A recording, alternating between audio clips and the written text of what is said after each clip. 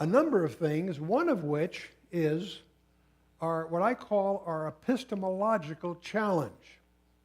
Epistemology is a fancy word for simply the study of knowledge, its origin, its scope, and its limits.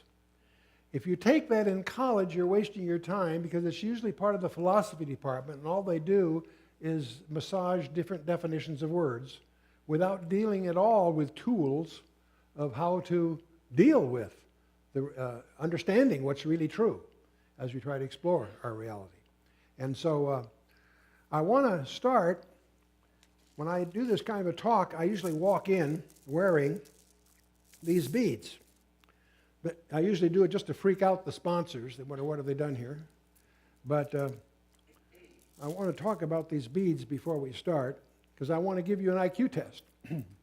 Now, the way this all came about is I have a little craft workshop where I do models and things, and I spilled on the floor a whole jar of these black and white beads. So as I picked them up, I decided I didn't want that to happen again, so I just picked them up at random and put them on this thread, and so that they now have integrity. I could take a few off that I need or whatever. Except after I picked them up off the floor, I was startled to notice something. Because as I looked at it, anybody here radio hams that know Morse code? Hey, there we go. Okay. Well, I noticed there's did it, and then da dit. Did it is I, and da dit is in. The word in. Then there was a dash, which is by itself, that's a T. And then there's 4 dots, that's an H. And then there's a single dot, E. In the. Then there's a B, E, and a G, I, in the beginning. And to get right through it, I was stunned to discover that in Morse code, we have in the beginning, God created the heaven and the earth in Morse code.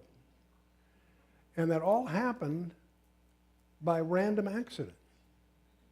I picked these off the floor randomly and put them on that thread, and they just came out that way by accident. How many believe me? How many are accusing me of being a liar? The liars have it.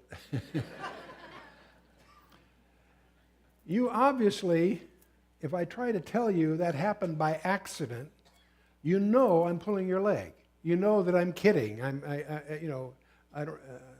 If I had better delivery, I could make the whole thing humorous. But you get the idea. Okay.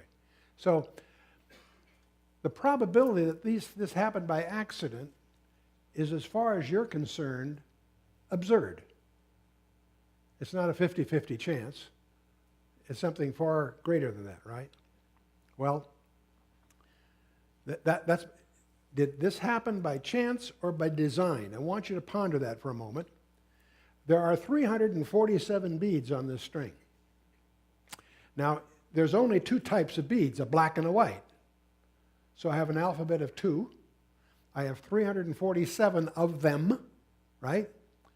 So the probability of getting any specific sequence is 1 chance in 2 raised to the 347th power. Or putting it another way, it's 2.8669 times 10 with 104 zeros after it. That is a very big number. In other words, that is really unlikely. I'm going to try to get across to you how unlikely that really is. From your own instincts, without having studied advanced statistics or anything, you knew in your heart of hearts that I was pulling your leg with my little story. But if you have some mathematical sophistication, you can quickly realize the probability of any specific sequence there is absurdly unlikely. There is a law in physics called Borel's law. There are often functions in mathematics that become asymptotic to some other value. For example, it gets very close. It never crosses 0, but it gets closer and closer and closer forever. There's a point in mathematics where you have to have a cutoff, where you say that enough's enough, that's sufficient. They call that Borel's law. And any probability with 10 with 50 zeros after it is defined as absurd. Any probability that is more rare than one chance in 10 with 50 zeros after it is defined as absurd. There's a point at which you need to cut off. Okay, so that's called Borel's law. See, I want to sensitize you to something else. When you talk about, we're talking about information here. And one of the most advanced, the frontier of every science today, the frontier is in the field of information sciences. Whether it's biology or physics or anything, the information sciences turn out to be one of the newest but the most cutting-edge sciences. To understand something about information itself, you need to understand there are two extremes that you have to be aware of. You can have something very disordered or very orderly. If it's very disordered, we can call it, if it's sound, we call it noise. If it's orderly, it may just be a signal. It's a word we're listening for, or whatever, okay? And music is orderly. If it's disordered, it's cacophony. Now, I'm not going to talk about today's modern music, but you get the idea, okay? There's a term called chaos, which is the ultimate form of chaos, confusion and disorder. It's called chaos in mathematics. Under order, cosmos implies, that's a Greek term, comes from a Greek term, meaning orderly, okay? To bring order out of chaos is what the word cosmos means. That's the root word for cosmetics, to bring order out of chaos. You girls are going to let me get away with that, huh? Okay, let's go. The point I'm trying to get across, on the left we have various forms of randomness. The fancy word for the left side is entropy. Entropy is just the technical term for what you and I think of as randomness.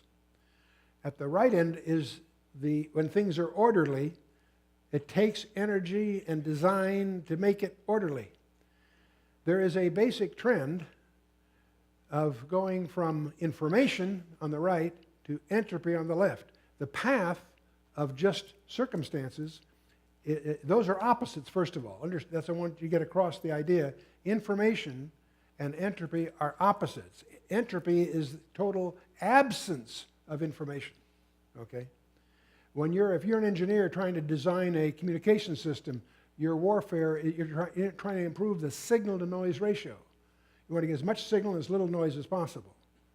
And that's also true no matter what you're doing. You're trying to get orderly in here.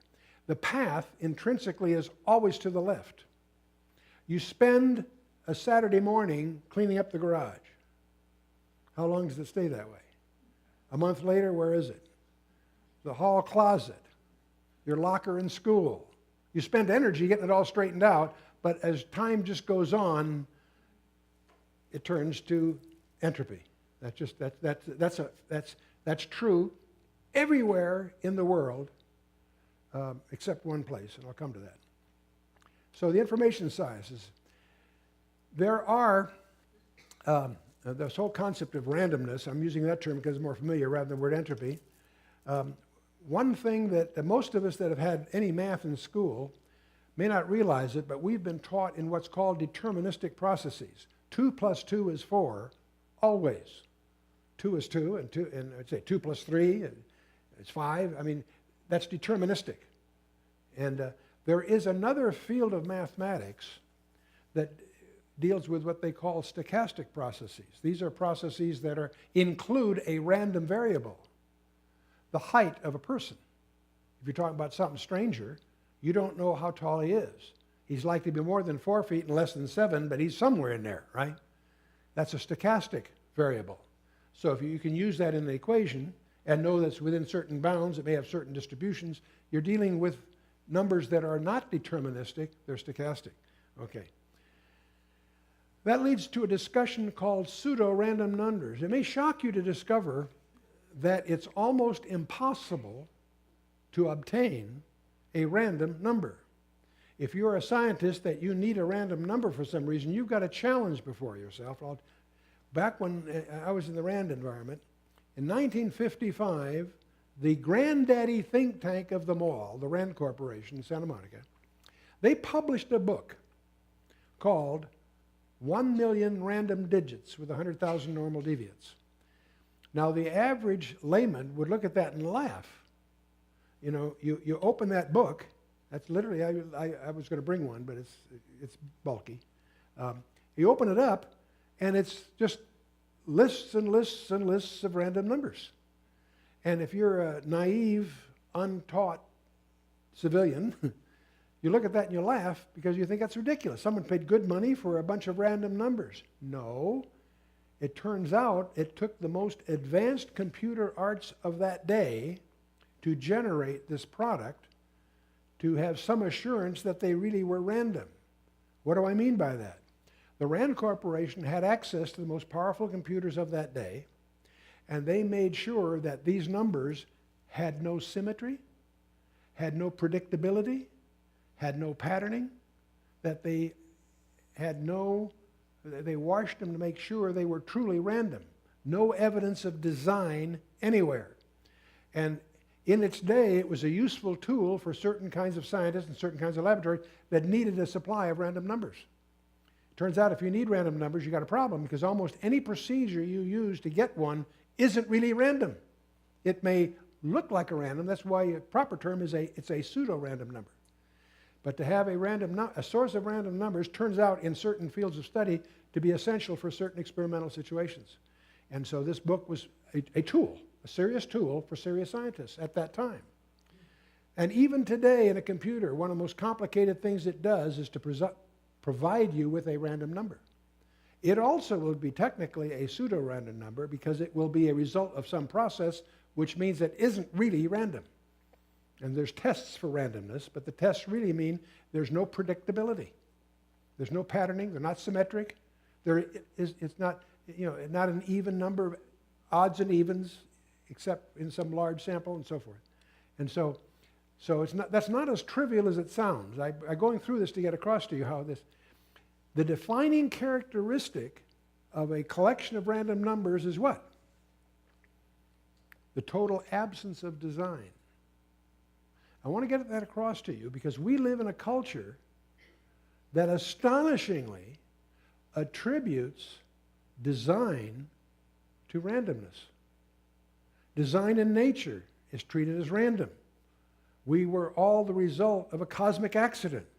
It's astonishing to realize we live in a culture, in our science and in our psychology, in our schools, whatever, that has ruled out the concept of design as being a source of anything. It attributes that to randomness. That's what the theory of evolution is, an attempt to ascribe. Here we are, we encounter ourselves as the most elegant designs on the planet Earth, and we attribute those designs to nothingness, to absence, to randomness. I want you to understand the absurdity of that and the difficulty of thinking intellectuals that are career-bound in an environment in which if they speak of intelligent design in nature and so forth, they jeopardize their careers. You need to understand that.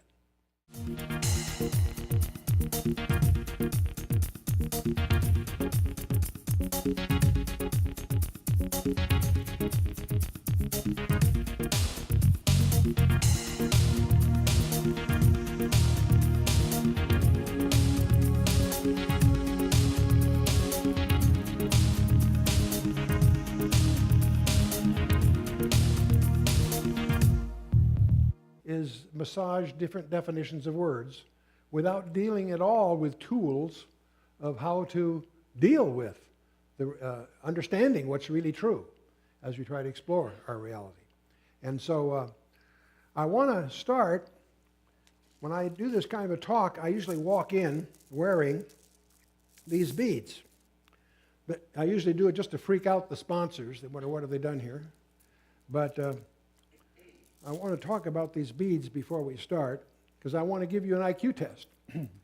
Now, the way this all came about is I have a little craft workshop where I do models and things, and I spilled on the floor a whole jar of these black and white beads.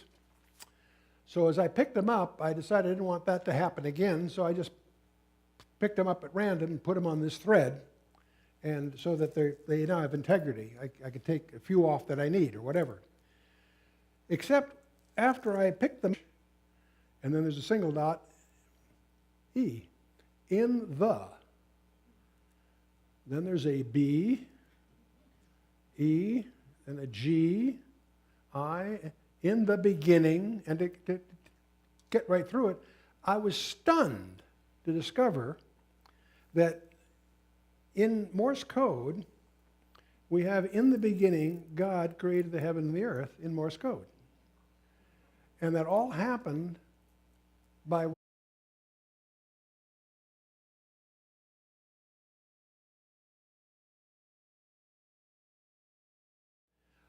a number of things, one of which is what I call our epistemological challenge. Epistemology is a fancy word for simply the study of knowledge, its origin, its scope, and its limits. If you take that in college, you're wasting your time because it's usually part of the philosophy department, and all they do is up off the floor. I was startled to notice something. Because as I looked at it, anybody here radio hams that know Morse code? Hey, there we go. Okay. Well, I noticed there's did it, and then da dit. Did it is I, and da dit is in. The word in. Then there was a dash, which is by itself, that's a T. And then there's 4 dots, that's an H.